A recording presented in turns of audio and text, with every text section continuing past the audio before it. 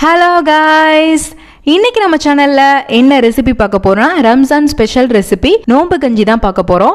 அதுக்கு முன்னாடி சேனல் இன்னும் சப்ஸ்கிரைப் பண்ணலைன்னா சப்ஸ்கிரைப் பண்ணிக்கோங்க.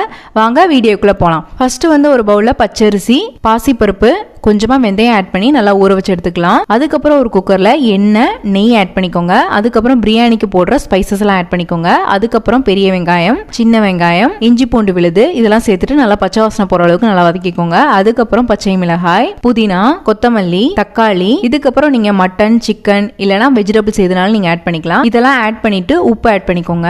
அதுக்கப்புறம் கரம் மசாலா ஆட் பண்ணிக்கலாம். இது எல்லாமே சேர்த்துட்டு நல்லா மிக்ஸ் பண்ணி விட்டுக்கோங்க. நல்லா மிக்ஸ் பண்ணி விட்டுட்டு ஒரு 7 கப் அளவுக்கு தண்ணி ஆட் பண்ணிக்கலாம். தண்ணி ஆட் பண்ணிட்டு குக்கர்ல ஒரு 6 ல இருந்து 7 விசில் வரையும் வச்சு எடுத்துக்கோங்க. வச்சு எடுத்துட்டு நல்லா ஏர் ரிலீஸ் ஆன பின்னாடி லாஸ்டா தேங்காய் பால் 1 கப் அளவுக்கு ஆட் பண்ணிக்கலாம். ஆட் பண்ணிட்டு லாஸ்டா கொத்தமல்லி தழை போட்டு இறக்கிட்டீங்கன்னா ஈஸியான நோம்பு கஞ்சி ரெடி ஆயிரும்.